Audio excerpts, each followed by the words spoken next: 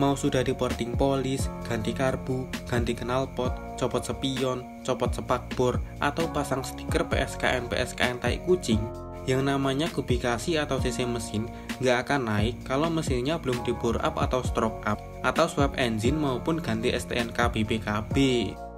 Cuma itu lain cerita, karena di video kali ini kita akan bahas apa itu bore up dan stroke up. Disclaimer di awal dulu, kali ini kita condong ke mesin motor dulu ya. Bagaimana dengan mesin mobil? Nanti kita bahas di akhir video, so stay tune.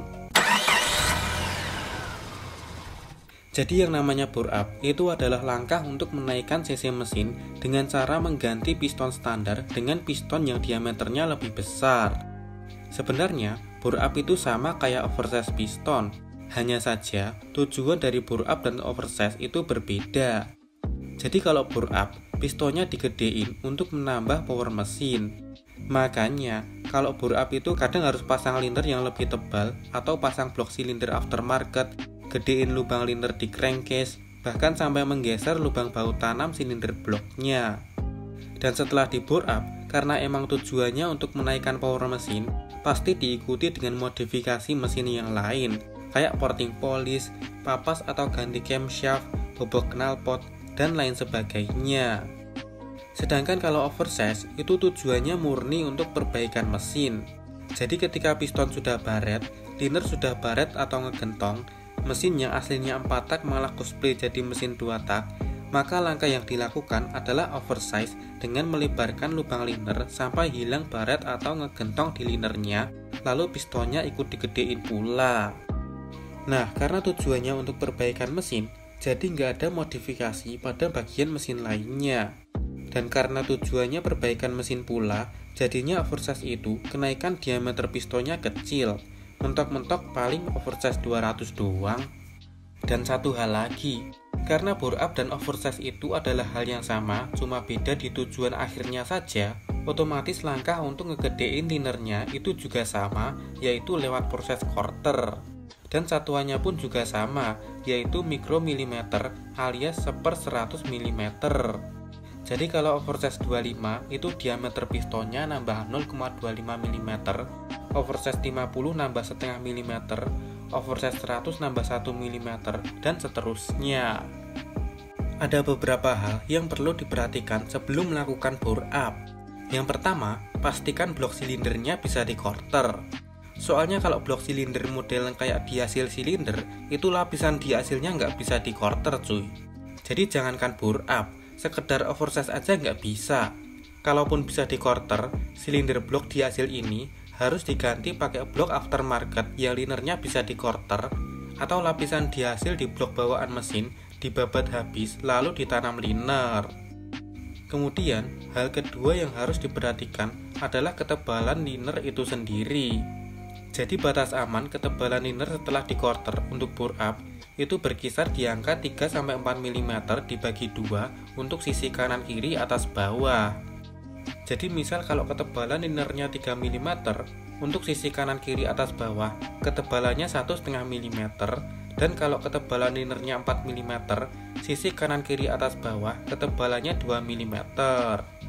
Ambil contoh misal ada blok silinder yang diameter luar linernya 58 mm, maka diameter piston terbesar yang masih aman di liner tersebut berkisar di 54-55 mm.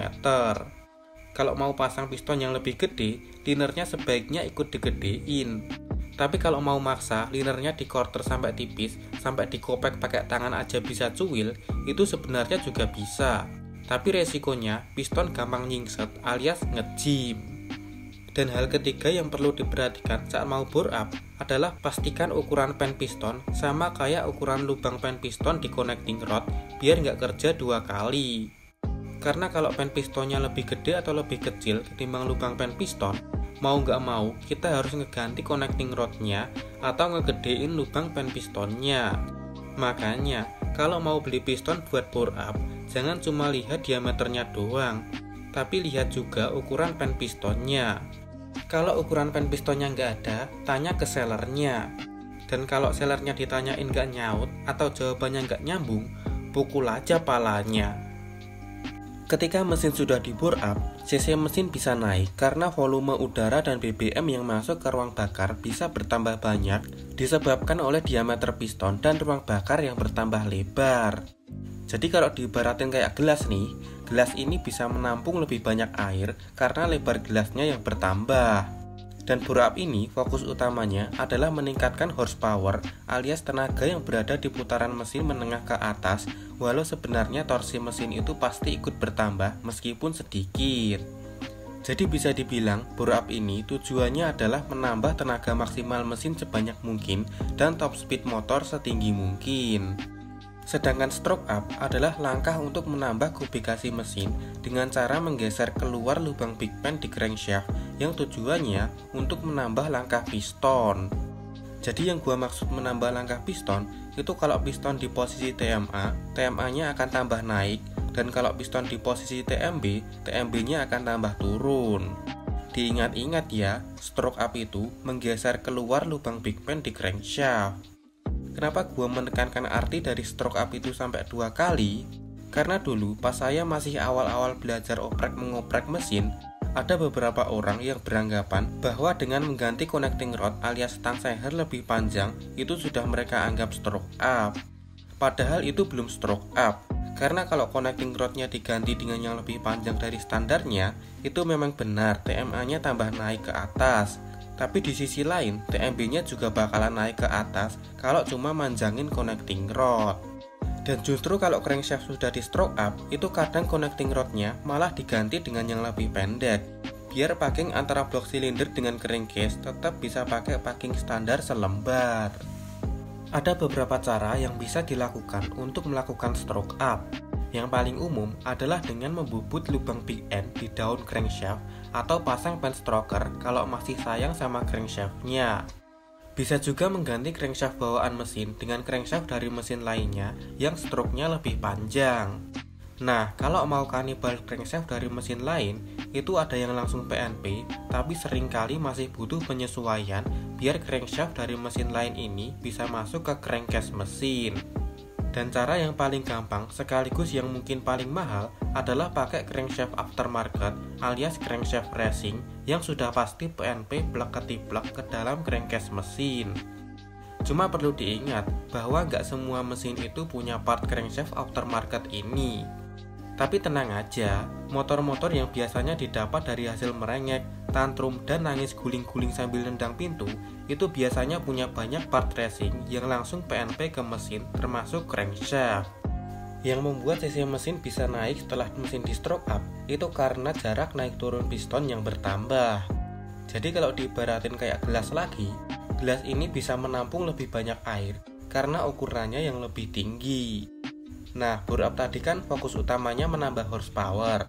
Sedangkan kalau stroke up ini, fokus utamanya adalah menambah torsi mesin.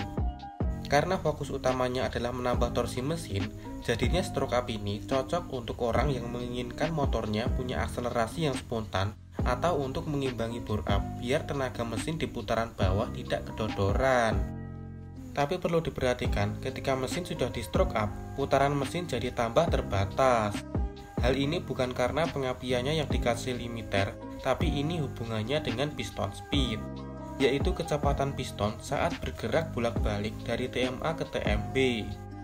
Makin tinggi stroke up-nya, makin tinggi pula piston speed-nya di putaran mesin yang sama. Dan kalau putaran mesin dipaksa melewati batas aman piston speed ini, piston bisa pecah dan pecahan piston ini bisa merusak bagian mesin lainnya. Untuk lebih jelasnya, tonton saja video saya yang satu ini, yang ngebahas piston speed secara lengkap. Gimana? Udah pada tahu kan apa itu bore up dan stroke up, sama caranya biar cc mesin naik? Karena udah pada tahu, saya akan jawab pertanyaan di depan tadi, yaitu alasan kenapa di video kali ini Ani fokusnya ke mesin motor. Ada dua jawaban, kenapa kalau ngebahas bore up sama stroke up, larinya ke mesin motor. Yang pertama, mesin mobil itu susah di bore up maupun stroke up karena emang kondisi silinder bloknya yang sudah sangat mepet. Jadinya kalaupun bisa di bore up atau stroke up, itu kenaikan cc-nya kecil, mentok-mentok palingan 30% dari cc standarnya. Itu pun udah gede banget cuy.